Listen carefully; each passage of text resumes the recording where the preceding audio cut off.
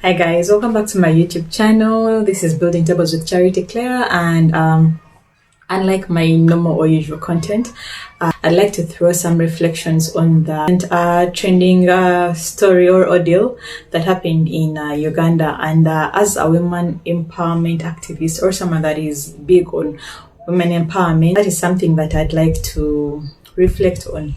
So for those or that are outside Uganda, recently we had an audio whereby a gentleman passed on, and he had a wife that he had been with for a long duration of time, like decades, if I may say. And then he had another woman outside that gave birth for him, and she gave birth to twins. And in the Baganda culture, which this particular family belongs, there's a big thing. They're very big on twins, so they're big on twins. And the whole ordeal now happened that he died, and the wife that he had from the beginning, or his first wife, was requesting that he's buried in their home that they were building together.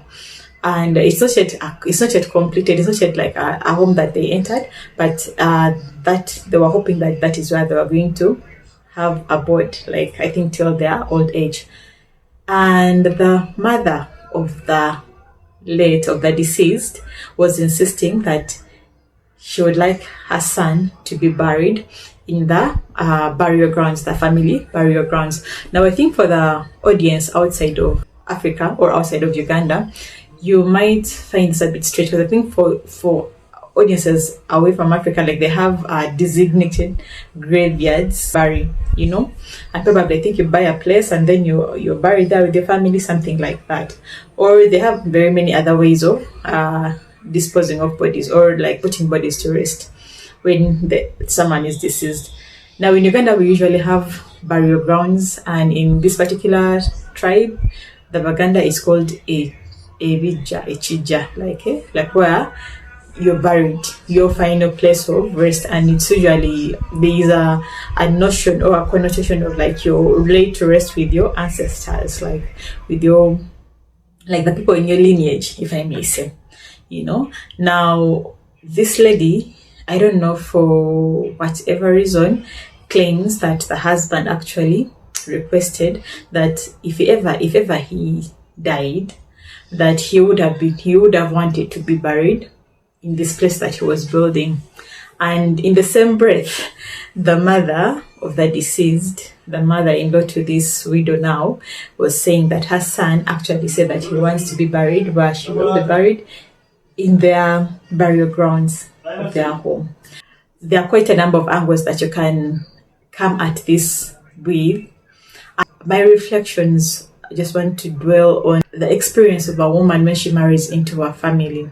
This experience usually, it's like your view, your value, your contribution is absolute, until when you reach the point that you literally have no other option than be in that family. And now they know that at this old age, whereby you're a great grandmother, now you're a grandmother, you can't go anywhere else. So now that is when now you embrace to belong. Why do I say this? Like, I once saw a video whereby a mother-in-law was telling her daughter that you are my sister, because you and I came to give birth for this family. You came to extend or to lengthen or to prolong this family lineage. So as much as I'm older than you, I still view you as my sister, because at the end of the day, we stand in the same position. We are simply bearing for this family. And that sat with me for quite a long while, because it brings to mind something that is so profound, that when you understand as a woman that the experience that you're having in this family is equally almost the same as what this particular person is going to have, then you extend some grace, and also there's another deeper understanding that comes with that. Because now in the mother's place, I think before that, she might have not had the authority to speak like that in that particular family, But now that, they know that she is there and she's not going anywhere, she can now speak and make decrees in regards to where the son should be buried. And why do I say this? That, culture will embrace this culture that you usually belong to, usually will embrace you as a woman when it knows that for real, like you are at your last days, nowhere else you're going. You now belong. That's when now you belong, and your say matters. Because the very same way that she entered this family, produced for them this son, is the same way that this other lady entered this family and has children. Unfortunately, she has even lost other children in the same time frame, But people will tell you that she cannot really say a lot because she might remarry. That takes me to the imbalance in society, in our culture. When a man loses a wife and he becomes a widower, he is allowed to get married even on the burial ground. Before the wife goes down, like everyone is like, he should settle, and it is very okay. Like there is no hesitation of, oh my goodness, like it's so soon and what, no. But when it comes to women, even the thought, you will be held accountable for the thought that you actually might move on and get married again because your husband has passed on. So now you also have the burden to hold on to loyalty, to the thought of other people that you have no say because you might get married. Isn't that absurd as a society? And that is quite a very bad double standard. And not to say that even if you move on after years, it will still be held against you with a negative air, like she got married again. We've seen it in our news here, whereby someone passes on and the lady moves on and she's condemned. She is looked at as a certain thing, and then they start taking it back to maybe she's even the cause of the husband's death. No, as a society, we need to come to terms that once someone dies, that's why in the Christian faith it says that till death do us part. When death occurs, this person is free to move on and marry. Most times, most women don't marry, and I think it also comes with the whole stigma of how do you get married again, and sometimes they don't get married again because they've been there, they've done that, they've got the cape and the t-shirt, and they know the work that you put in, and yet the value and your authority, your voice doesn't carry that authority. Like for your voice to carry authority, it needs to be like the passage of time. And I can imagine, like, these two people have been married into the same family, the mother-in-law and the daughter-in-law. You've been married into the same family, and this daughter-in-law has given her due time, like she has given decades, but that is not enough time for her say to be actually taken seriously at this point. So as a woman, like, when do you really start to feel that my say matters, in this family? I'd like to stick to the Christian faith, because the Christian faith tells us once you get married, you live and you cleave. So you create your family unit, and the decisions that you make are in the best interest of your family unit first, then to the rest of the community. Not the other way around. Like the way our culture keeps the hand, like it maintains its hand in the family business. The family business, and there are quite a lot of texts on this, and people will say that the family was not even united because he was a rich man, and that adds another layer to the whole thing. He was a rich man, but like, guys, and for me, at the end of the day, like, this discussion came up in the women's saving group that I'm in, and I was quite quiet and silent because my point of view is quite different. Like, I'm not male-centered like that, but for people that are male-centered, like, they are going to front that and they will run with that, and that is the banner that they like. Everything has to benefit the man and his family, where he's coming from, at the detriment of the widow and now the orphans of the children that are coming from this man. Because for me, in my point of view, I was thinking that the wife has a say in where the husband should be buried. And to put a spanner in the works, both the views of the mother and the views of the wife in regards to the husband's last place of rest, they are both questionable, because it's evident that he did not leave a will. That is another conversation for another platform. But he did not leave a will, and that simply means that his wishes were not recorded, but they were hard, if I may say. So both the mother and the wife said that they have actually the last wishes of this man in regards to where to be laid to rest. But in regards to the fact that he just had an accident, it's not like he fell sick and then he had a bit of time to think through and then make his wishes known and probably write them down and cast them in stone. But it was a sudden death because it was a motor accident that happened and he died like through an accident.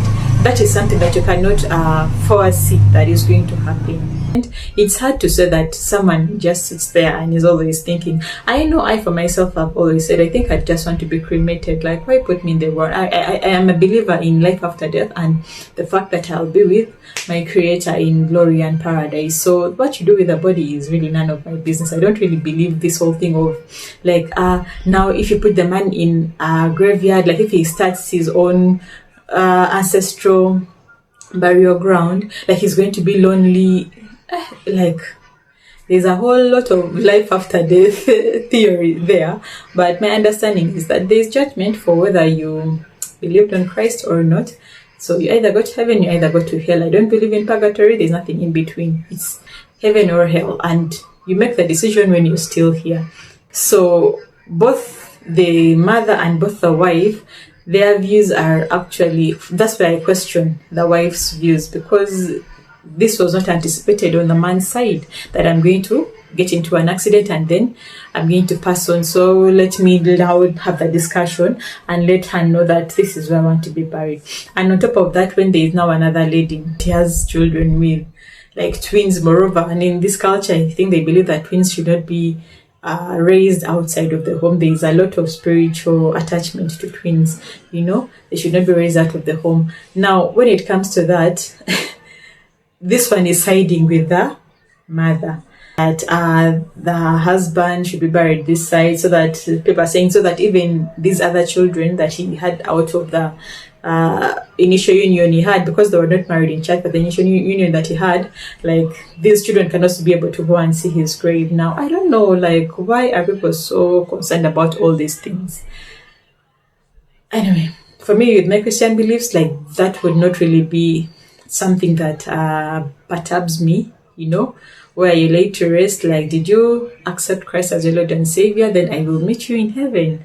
Well and good. That comforts me like nothing else. Where you're buried really is not really of essence at that point. But anyway, now the mother-in-law is siding with this other concubine, the mistress, if I may say, that this person, and the heartache that comes at the point of burial, like we've seen this time and time again, and you cannot say that the husband has been with his wife for over 20 years, I think 26 years or something, and he has not, he died when they were together, and this is just another lady outside, and he has not confided in this lady that these other two people have that information. Like, it's all messy, and it comes down to the fact that let's make wills, On the other hand, I'm like, if it is about living and cleaving, the wife has the right to actually make that decision and that call where he should be buried, because now, to add a spanner in the works, even his children are now going to be buried somewhere else. And I don't know the personal vendettas that they have, that she really doesn't want to be buried the other side, or maybe there is no access to that place, or there is no freedom of access to the burial grounds. There are quite a lot of cultural things that are not even private too, so I won't even go that route. But for me, my thinking and my understanding is that if it was on the Christian ground, the wife has the authority, because they are considered one flesh, her and the husband. She has that authority, and for those 26 years that she has been with him, she has that authority to make that call. Another reflection is that each and every marriage, even the marriage of the mother-in-law and the father-in-law, because I hear the father-in-law is also deceased, each and every marriage has challenges, and we go through those periods of time whereby we maybe say things that we do not mean, things that are mean, actions are done and people are triggered off and all that, So the mother-in-law brings up these things and says the son even confided in her and said that this wife wanted to poison the husband. And I'm like, for such a grave accusation, wouldn't you tell your son to leave and go and stay somewhere else for safety? Or it's just something that you're concocting in this point of time to give weight to your decision, to be the final decision that decides? Every relationship, even me, I know my relationship has challenges, but every relationship goes through such times. And this is not the time to use those things to make a case against a wife, because no marriage is perfect. Healthy marriages have conflict, and we should stop using this against women. We should stop using this against women to justify the behavior of their husband. We should stop doing this, because these two people were still together, meaning conflict can be resolved and reinstate the unity that we had, reinstate the harmony that we had in the home. And as fellow women, no one is above this, because this is the culture that we belong to. No one is beyond this. So bashing the woman and saying all sorts of things in this particular time whereby she is really pained and broken, I'm sure like she has not even grieved so well because of the whole ordeal. And there is no mercy, there is no grace extended that this lady has lost her husband and 2 children, and she has another child that is actually sick in this same instance. And it takes a lot of strength to go through all that and to still stand and say that I'm going to fight for my husband to be buried somewhere else. It takes a lot. I don't want to go the culture route, because for me, my understanding is that culture usually normalizes the oppression of women. It dulls their voice, it dulls down their authority. Like, it takes decades, like you have to invest decades, like the mother-in-law has those decades for your set to come with strength and volume. So for me, those are my takes. And as women, let's be better mothers-in-law. Let's understand that conflict happens in marriage, any marriage. Our sons are not perfect, just as the people that they're married to are not perfect. There are points of conflict, there are points of resolution and building back harmony in the home. Let's not use conflict to make decisions against the daughters-in-law. For men, set your house in order. Let people know that your wife has the authority. If you want the authority to be with the other lady, let it be known. Other than that, guys, marriage will live and cleave, so that we do not have all this entangling of opinions on a decision to be made. We allow the family unit to thrive and be healthy and make decisions for themselves. Give him the tools to be the right man, the right husband, and also to choose a good wife for himself from the Lord. And then let them thrive without interference, so that we can believe that they are doing things in their own best interests and for their family unit, and what takes them forward according to their preparations. That is my take, and I'm not a gossip channel that I usually hop onto a trending story, but there's quite a lot that we can learn as women in these particular instances, and how to stand empowered and how to maintain our agency in such situations, and in such environments, whereby usually the man's family is domineering over your voice and over that of his children. Like, we need to garner that agency and be able to stand. So let's write our wills, especially in such instances. If you know that what you desiring goes against the grain of culture, I think it's very important to actually come out and make it clear, so that everyone is on board with it, and not for you to be laid to rest and the family is in upheaval, because everyone is now claiming something and there is no one to actually rectify the right way you want to be married. So let us put these things in order. Let's respect women in the home. Let's respect women, and as women, let's not fight each other. Like, it's so heartbreaking. The lawyer was like, it's so heartbreaking to see women tearing each other apart, and yet we all experience the same ordeals because we all come to give birth for this. Maybe my mother-in-law, me, and the daughter-in-law that I'll have. Till it changes, but that is how it is. So those are my thoughts on this. I just hope that there is room for rebuild the harmony and sever a few of the ties, so that we can have unity moving forward. Okay, so yeah, that's just my reflection on this whole ordeal of the late Mr. Batanda. I'll be discussing such things from time to time, so feel free to join my farm, subscribe, and let's discuss as women, like, what do you learn from this? Because these things are there to teach us. What do you learn? Type in the comment section down, give me a thumbs up, subscribe, click the notification bell for any other video that I post, and I'll leave you to read. Love you. Bye.